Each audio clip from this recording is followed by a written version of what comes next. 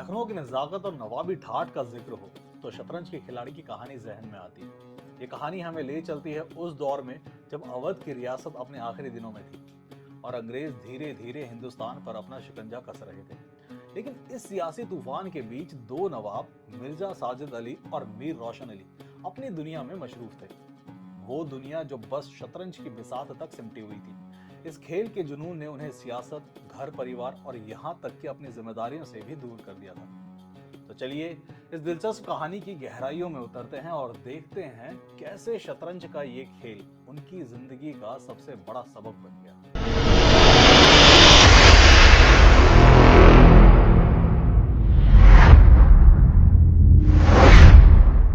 वाजिद अली शाह का समय था। लखनऊ विलासिता के रंग में डूबा हुआ था। छोटे बड़े गरीब अमीर सभी विलासिता में डूबे हुए थे। कोई नृत्य और गान की मजलिस सजाता था तो कोई अफीम की पीनक ही में मजे लेता था। जीवन के प्रत्येक विभाग में आमोद प्रमोद का प्राधान्य था। शासन विभाग में, साहित्य क्षेत्र में, सामाजिक अवस्था में, कला कौशल में, उद्योग धंधों में, आहार व्यवहार में सर्वत्र विलासिता व्याप्त हो रही थी। राज कर्मचारी विषय वासना में, कवि गण प्रेम और विरह के वर्णन में, कारीगर कलावत्तु और चिकन बनाने में, व्यवसायी सूर में इत्र, मिस्सी और उपटन का रोजगार करने में लिप्त थे। सभी की आंखों में विलासिता का मद छाया हुआ था। संसार में क्या हो रहा है इसकी किसी को खबर न थी। बटेर लड़ रहे हैं, तीतरों की लड़ाई के लिए पाली बधी जा रही है, कहीं चौसर बिछी हुई है, पौ बारह का शोर मचा हुआ है, कहीं शतरंज का घोर संग्राम छिड़ा हुआ है। राजा से लेके रंक तक इसी धुन में मस्त थे। यहाँ तक कि फकीरों को पैसे मिलते तो वो रोटियां ना लेकर अफीम खाते या मदक पीते। शतरंज, ताश, गंजीफा खेलने से बुद्धि तीव्र होती है, विचार शक्ति का विकास होता है, पेचीदा मसलों को सुलझाने की आदत पड़ती है। ये दलीलें जोरों के साथ पेश की जाती थी। इसीलिए अगर मिर्जा साजिद अली और मीर रोशन अली अपना अधिकांश समय बुद्धि तीव्र करने में व्यतीत करते थे तो किसी विचारशील पुरुष को क्या आपत्ति हो सकती थी। दोनों के पास मारूसी जागीरें थी, जीविका की कोई चिंता ना थी कि घर में बैठे चखौतियां करते थे। आखिर और करते ही क्या। प्रातः काल दोनों मित्र नाश्ता करके बिसात बिछाकर बैठ जाते, मोहरे सज जाते और लड़ाई के दांव पेच होने लगते। फिर खबर ना होती थी कि कब दोपहर हुई, कब तीसरा पहर, कब शाम। घर के भीतर से बार बार बुलावा आता कि खाना तैयार है। यहाँ से जवाब मिलता, चलो आते हैं, दस्तरख्वान बिछाओ। यहाँ तक कि बावर्ची विवश होकर ही कमरे में खाना रख जाता था और दोनों मित्र दोनों काम साथ साथ करते थे। मिर्जा साजिद अली के घर में कोई बड़ा बूढ़ा ना था, इसीलिए उन्हीं के दीवान खाने में बाजियां होती थी। मगर ये बात ना थी मिर्जा के घर के और लोग उनसे इस व्यवहार से खुश हों। घर वालों का तो क्या ही कहना, मोहल्ले वाले, घर के नौकर चाकर तक नित्य द्वेषपूर्ण टिप्पणियां किया करते थे। बड़ा मनहूस खेल है, घर को तबाह कर देता है। खुदा ना करे किसी को इसकी चाट पड़े। आदमी दीन दुनिया किसी के काम का नहीं रहता, ना घर का ना घाट का। बुरा रोग है। यहाँ तक कि मिर्जा की बेगम साहिबा को इससे इतना द्वेष था कि अवसर खोज खोज कर पति को लताड़ती थी, पर उन्हें इसका अवसर मुश्किल से मिलता था। वो सोती रहती थी तब तक बाजी बिछ जाती थी और रात को जब सो जाती थी तब कहीं मिर्जा जी घर में आते थे। हाँ, नौकरों पर वो अपना गुस्सा उतारती रहती थी। क्या पान मांगे हैं? कह दो आकर ले जाएं। खाने की फुर्सत नहीं है? ले जाकर खाना सिर पर पटक दो, खाएं चाहे कुत्ते को खिलाएं। पर रूबरू वो भी कुछ ना कह सकती थी। उनको अपने पति से उतना मलाल ना था जितना मीर साहब से। उन्होंने उनका नाम मीर बिगाड़ू रख छोड़ा था। शायद मिर्जा जी अपनी सफाई देने के लिए सारा इल्जाम मीर साहब के ही सर पर थोप देते थे। एक दिन बेगम साहिबा के सिर में दर्द होने लगा। उन्होंने लौंडी से कहा, जाकर मिर्जा साहब को बुला लो, किसी हकीम के यहाँ से दवा लाएं। दौड़, जल्दी कर। लौंडी गई तो मिर्जा जी ने कहा, चल अभी आते हैं। बेगम साहिबा का मिजाज गर्म था। इतनी ताब कहा कि उनके सिर में दर्द हो और पति शतरंज खेलता रहे। चेहरा सुर्ख हो गया। लौंडी से कहा, जाकर कहे अभी चलिए, नहीं तो वो आप ही हकीम के यहाँ चली जाएंगी।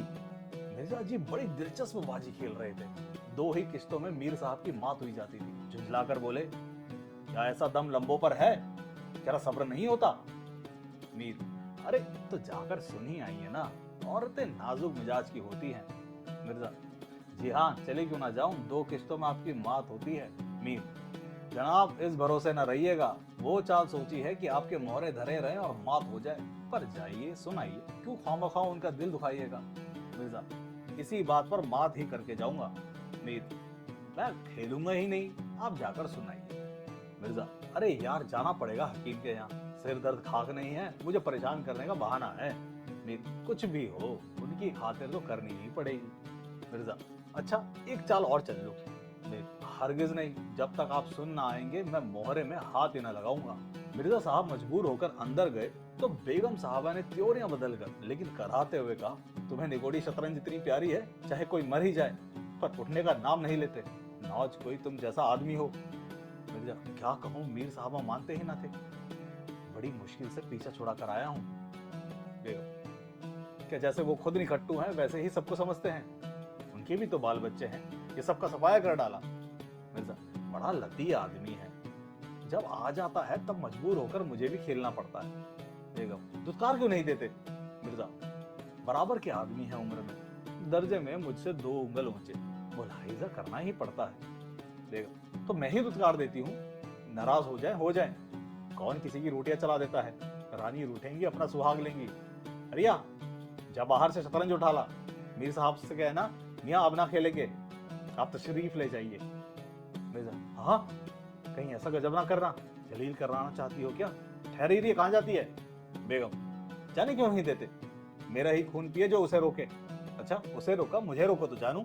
ये कहकर बेगम साहबा जल्लाई हुई दीवान खाने की तरफ चली। मिर्जा बेचारे का रंग उड़ गया, बीबी की मन्नतें करने लगा, खुदा के लिए तुम्हें हजरत हुसैन की कसम है, मेरी ही मैयत देखे जो उधर जाए। लेकिन बेगम ने एक ना मानी, दीवान खाने के द्वार तक गई, पर एकाएक पर पुरुष के सामने जाते हुए पांव बंद से गए। भीतर जागा, संयोग से कमरा खाली था। मीर साहब ने 2-1 मोहरे इधर उधर कर दिए थे और अपनी सफाई जताने के लिए बाहर टहल रहे थे। फिर क्या था, बेगम ने अंदर पहुंचकर बाजी उलट दी, मोहरे कुछ तख्त के नीचे फेंक दिए, कुछ बाहर, और किवाड़ अंदर से बंद करके कुंडी लगा दी। मीर साहब दरवाजे पर तो थे ही, मोहरे बाहर फेंके जाते देखे, चूड़ियों की झनक भी कान में पड़ी। फिर दरवाजा बंद हुआ तो समझ गए बेगम साहबा बिगड़ गई, चुपके से घर की राह ली। मिर्जा जी ने कहा, तुमने गजब किया। बेगम, अब मीर साहब इधर आए तो खड़े खड़े निकलवा दूंगी, इतनी लौ खुदा से लगाते तो होली हो जाते। आप तो शतरंज खेले और मैं यहाँ चूल्हे चौकी की फिक्र में सिर खपाऊं। चाहते हो हकीम साहब के यहाँ की अभी तामुल है? मिर्जा घर से निकले तो हकीम के घर जाने के बदले मीर साहब के घर पहुंचे और सारा वृतांत कहा। मीर साहब बोले, मैंने तो जब मोहरे बाहर आते देखे तभी ताड़ गया, फौरन भागा। बड़ी गुस्सेवर मालूम होती है, मगर आपने उन्हें यो सिर चढ़ा रखा है, ये मुनासिब नहीं। उन्हें इससे क्या मतलब कि आप बाहर क्या करते हैं? घर का इंतजाम करना उनका काम है, दूसरी बातों से उन्हें क्या सरोकार? मिर्जा, खैर ये तो बताइए अब कहाँ जमा होगा? मीर, इसका क्या गम है, इतना बड़ा घर पड़ा हुआ है, बस यहीं जमे। मिर्जा, लेकिन बेगम साहिबा को कैसे मनाऊंगा? घर पर बैठा रहता था तब तो वो इतना बिगड़ती थी, यहाँ बैठक होगी तो शायद जिंदा ना छोड़ेगी। मीर, अजीब बकने भी दीजिए, 2-4 रोज में आप ही ठीक हो जाएंगी। हाँ, आप इतना कीजिए कि आज से जरा तन जाइए। मीर साहब की बेगम किसी अज्ञात कारण से मीर साहब का घर से दूर रहना ही उपयुक्त समझती थी, इसीलिए वो उनके शतरंज प्रेम की कभी आलोचना ना करती थी, बल्कि कभी कभी मीर साहब को देर हो जाती तो याद दिला देती थी। इन कारणों से मीर साहब को भ्रम हो गया था कि मेरी स्त्री अत्यंत विनयशील और गंभीर है। लेकिन जब दीवान खाने में बिसात बिछने लगी और मीर साहब दिन भर घर में रहने लगे तो बेगम साहिबा को बड़ा कष्ट होने लगा, उनकी स्वाधीनता में बाधा पड़ गई। दिन भर दरवाजे पर झांकने को तरस जाती, उधर नौकरों में भी कानाफूसी होने लगी। अब तक दिन भर पड़े पड़े मक्खियां मारा करते थे, घर में कोई आए कोई जाए उनसे कुछ मतलब ना था। अब 8 पहर की धौंस हो गई, पान लाने का हुक्म होता, कभी मिठाई का, और हुक्का तो किसी प्रेमी के हृदय के भांति नित्य जलता ही रहता था। तो बेगम साहिबा से जा जाकर कहते, हुजूर, मियाँ की शतरंज तो हमारे जी का जंजाल हो गई, दिन भर दौड़ते दौड़ते पैरों में छाले पड़ गए, ये भी कोई खेल कि सुबह को बैठो तो शाम कर दी। घड़ी आध घड़ी दिल बहलाव के लिए खेल खेलना बहुत है। खैर, हमें तो कोई शिकायत नहीं, हुजूर के गुलाम है, जो हुक्म होगा बजा ही लाएंगे। मगर ये खेल मनहूस है, इसका खेलने वाला कभी पनपता नहीं। घर पर कोई न कोई आफत जरूर आती है, यहाँ तक कि एक के पीछे महल्ले के महल्ले तबाह होते देखे गए हैं। सारे मोहल्ले में यही चर्चा रहती है, हुजूर का नमक खाते हैं। अपने आका की बुराई सुन सुनकर रंज होता है, मगर क्या करें। इस पर बेगम साहिबा कहती है, मैं तो खुद इसको पसंद नहीं करती, पर वो किसी की सुनते ही नहीं, क्या किया जाए। मोहल्ले में भी जो 2-4 पुराने जमाने के लोग थे, आपस में भांति भांति की अमंगल कल्पनाएं करने लगे। अब खैरियत नहीं। जब हमारे रईसों का ये हाल है तो मुल्क का खुदा ही हाफिज है। ये बादशाहत शतरंज के हाथों तबाह होगी। आसार बुरे हैं। राज्य में हाहाकार मचा हुआ था। प्रजा दिन दहाड़े लूटी जाती थी। कोई फरियाद सुनने वाला ना था। देहातों की सारी दौलत लखनऊ में खिंची आती थी और वो वैश्याओं में, भांडों में और विलासिता के अन्य अंगों की पूर्ति में उड़ जाती थी। अंग्रेज कंपनी का ऋण दिन दिन बढ़ता जाता था। कमली दिन दिन भीग कर भारी होती जाती थी। देश में सुव्यवस्था न होने के कारण वार्षिक कर भी वसूल न होता था। रेजिडेंट बार बार चेतावनी देता था, पर यहाँ तो लोग विलासिता के नशे में चूर थे। किसी के कानों पर जू न रेंगती थी। खैर, मीर साहब के दीवान खाने में शतरंज होते कई महीने गुजर गए। नए नए नक्शे हल किए जाते, नए नए किले बनाए जाते, नित्य नई व्यू रचना होती। कभी कभी खेलते खेलते झौड़ हो जाती, तू मैं तक की नौबत आ जाती, पर शीघ्र ही दोनों मित्रों में मेल हो जाता। कभी कभी ऐसा भी होता कि बाजी उठा दी जाती। मिर्जा जी रूठ कर अपने घर चले जाते, मीर साहब अपने घर में जा बैठते, पर रात भर की निद्रा के साथ सारा मनोमालिन्य शांत हो जाता था। प्रातः काल दोनों मित्र दीवान खाने में आ पहुंचते थे। एक दिन दोनों मित्र बैठे हुए शतरंज की दलदल में गोते खा रहे थे कि इतने में घोड़े पर सवार एक बादशाही फौज का अफसर मीर साहब का नाम पूछता हुआ आ पहुंचा। मीर साहब के होश उड़ गए। ये क्या बला सिर पर आई? ये तलवी किस लिए हुई? अब खैरियत नहीं नजर आती। घर के दरवाजे बंद कर लिए, नौकरों से बोले, कह दो घर में कोई नहीं है। सवाल, घर में नहीं तो कहाँ है? नौकर, ये मैं नहीं जानता, क्या काम है? सवाल, काम तुझे क्या बताऊंगा, हुजूर में तलबी हुई है, शायद फौज के लिए कुछ सिपाही मांगे गए हैं। जागीरदार है कि दिल लगी, मोर्चे पर जाना पड़ेगा तो आटे दाल का भाव मालूम हो जाएगा। नौकर, अच्छा तो जाइए, कह दिया जाएगा। सवाल, कहने की बात नहीं है, मैं कल खुद आऊंगा, साथ ले जाने का हुक्म हुआ है। सवार चला गया। मीर साहब की आत्मा कांप उठी। मिर्जा जी से बोले, कहिए जनाब अब क्या होगा? मिर्जा, बड़ी मुसीबत है, कहीं मेरी तलबी ना हो। मीर, कमबख्त कल फिर आने को कह गया है। मिर्जा, आफत है और क्या, कहीं मोर्चे पर जाना पड़े तो बेमौत मरे। मीर, बस यही एक तदबीर है कि घर पर मिलो ही नहीं। कल से गोमती पर कहीं वीराने में नक्शा जमे, वहां किसे खबर होगी? हजरत आकर आप लौट जाएंगे। मिर्जा, वल्लाह आपको खूब सूझी, इसके सिवा और कोई तदबीर ही नहीं है। इधर मीर साहब की बेगम उस सवार से कह रही थी, तुमने खूब धता बताया। उसने जवाब दिया, ऐसे गावदियों को तो चुटकियों पर नचाता हूँ। इनकी सारी अकल और हिम्मत तो शतरंज ने चर ली, अब भूल कर भी घर ना रहेंगे। दूसरे दिन से दोनों मित्र मुंह अंधेरे घर से निकल खड़े होते। बगल में एक छोटी सी दरी दबाए, डिब्बे में गिलोरियां भरे, गोमती पार की एक पुरानी वीरान मस्जिद में चले जाते, जिसे शायद नवाब आसफउद्दौला ने बनाया था। रास्ते में तंबाकू, चिलम और मदिरा ले लेते और मस्जिद में पहुंच दरी बिछा हुक्का भरकर शतरंज खेलने बैठ जाते थे। फिर उन्हें दीन दुनिया की फिक्र न रहती थी। किश्त, शह आदि दो एक शब्दों के सिवा उनके मुंह से और कोई वाक्य नहीं निकलता था। कोई योगी भी समाधि में इतना एकाग्र न होता होगा। दोपहर को जब भूख मालूम होती तो दोनों मित्र किसी नान बाई की दुकान पर जाकर खाना खाते और एक चिलम हुक्का पीकर फिर संग्राम क्षेत्र में डट जाते। कभी कभी तो उन्हें भोजन का भी ख्याल न रहता था। इधर देश की राजनीतिक दशा भयंकर होती जा रही थी। कंपनी की फौजें लखनऊ की तरफ बढ़ी चली आती थी। शहर में हलचल मची हुई थी। लोग बाल बच्चों को लेकर देहातों में भाग रहे थे, पर हमारे दोनों खिलाड़ियों को इनकी जरा भी फिक्र न थी। वे घर से आते तो गलियों में होकर। डर था कि कहीं किसी बादशाही मुलाजिम की निगाह न पड़ जाए तो बेकार में पकड़ जाए।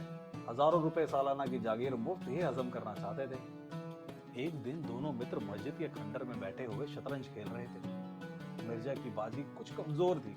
मीर साहब उन्हें किश्त पर किश्त दे रहे थे। इतने में कंपनी के सैनिक आते हुए दिखाई दिए। वो गोरों की फौज थी जो लखनऊ पर अधिकार जमाने के लिए आ रही थी। मीर साहब बोले, अंग्रेजी फौज आ रही है, खुदा खैर करे। मिर्जा, आने दीजिए, किश्त बचाइए, ये किश्त। मीर, जरा देखना चाहिए, यही आड़ में खड़े हो जाएं। मिर्जा, देख लीजिएगा, जल्दी क्या है, फिर किश्त। मीर, तोप खाना भी है, कोई 5000 आदमी होंगे, कैसे कैसे जवान है, लाल बंदरों के से मुंह, सूरत देखकर खौफ मालूम होता है। मिर्जा, जनाब हिलिए ना कीजिए, ये चकमे किसी और को दीजिएगा, ये किश्त। मीर, आप भी अजीब आदमी हैं, यहाँ तो शहर पर आफत आई हुई है और आपको किश्त की सूझी है। कुछ इसकी भी खबर है कि शहर गिर गया तो घर कैसे चलेंगे? मिर्जा, जब घर चलने का वक्त आएगा तो देखा जाएगा, ये किश्त बस अब की शहर में मात है। फौज निकल गई। 10 बजे का समय था। फिर बाजी बिछ गई।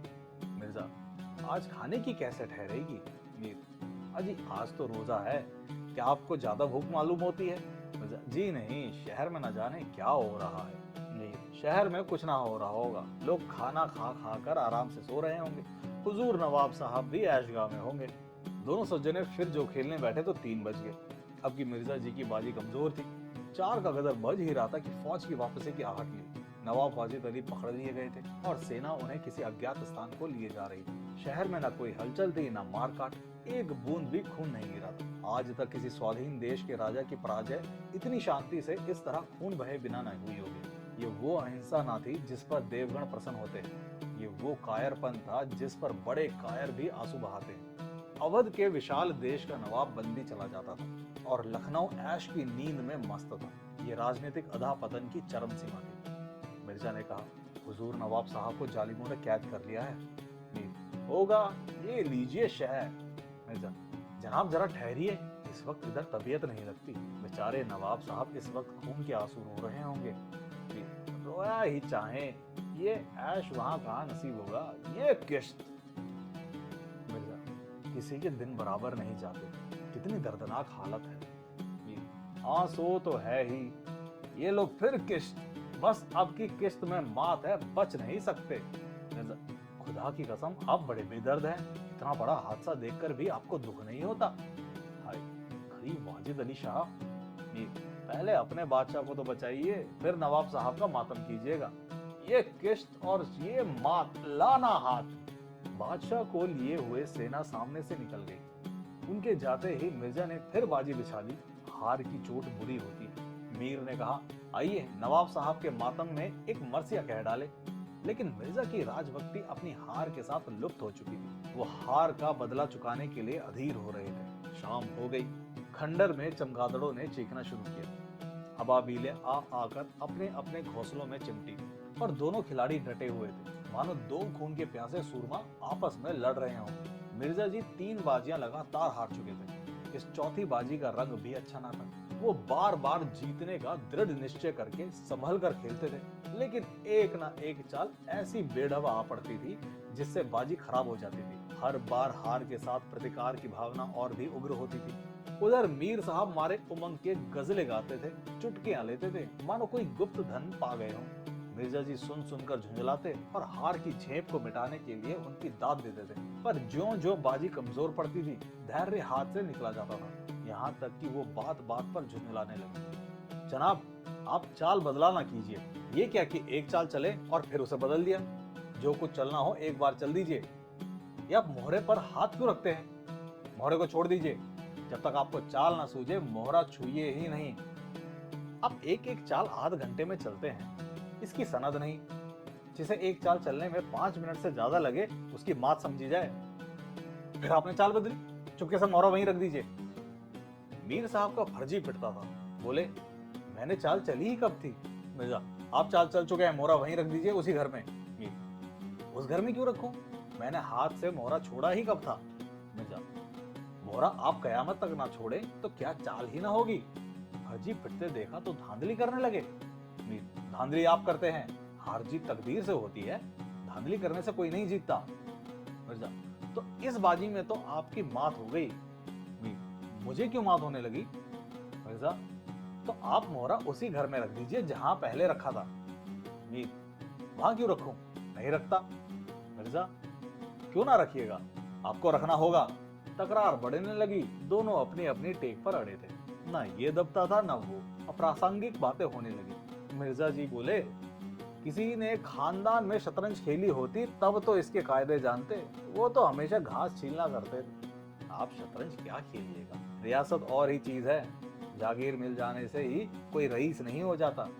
मीर, क्या घास आपके अब्बाजान छीलते होंगे? यहाँ तो पीढ़ियों से शतरंज खेलते आ रहे हैं। मिर्जा, अजी जाइए भी, गजाउद्दीन हैदर के यहाँ बावर्ची का काम करते करते उम्र गुजर गई, आज रईस बनने चले हैं। रईस बनना कुछ दिल ले गई नहीं है। क्यों अपने बुजुर्गों के मुंह में कालिख लगाते हो? वो ही बावर्ची का काम करते होंगे। यहाँ तो हमेशा बादशाह के दस्तरखान पर खाना खाते चले आए हैं। मिर्जा, अरे चल चरकटे, बहुत बड़बड़ बातें ना कर। मीर, जबान संभालिए वरना बुरा होगा। मैं ऐसी बातें सुनने का आदी नहीं हूँ। यहाँ तो किसी ने आंखें दिखाई कि उसकी आंखें निकाली। है हौसला? मिर्जा, आप मेरा हौसला देखना चाहते हैं? तो फिर आइए, आज दो दो हाथ हो जाए, इधर या उधर। मीर, तो यहाँ तुमसे दबने वाला कौन? दोनों दोस्तों ने कमर से तलवारें निकाल ली। नवाबी जमाना था, सभी तलवार, पेश कब्ज, कटार वगैरह बांधते थे। दोनों विलासी थे पर कायर ना थे। उनमें राजनीतिक भावों का अधा पतन हो गया था। बादशाह के लिए बादशाहत के लिए क्यों मरे, पर व्यक्तिगत वीरता का अभाव न था। दोनों जख्म खाकर गिरे और दोनों ने वहीं तड़प तड़प कर जान दे दी। अपने बादशाह के लिए जिनकी आंखों से एक बूंद आंसू ना निकला, उन्हीं दोनों प्राणियों ने शतरंज के वजीर की रक्षा में प्राण दे दिए। अंधेरा हो चला था, बाजी बिछी हुई थी। दोनों बादशाह अपने अपने सिंहासनों पर बैठे हुए मानो इन दोनों वीरों की मृत्यु पर रो रहे थे। चारों तरफ सन्नाटा छाया हुआ था। खंडर की टूटी हुई मेहराबें, गिरी हुई दीवारें और धूल धूल से रत मीनारों इन लाशों को देखती और सिर धूमती थी।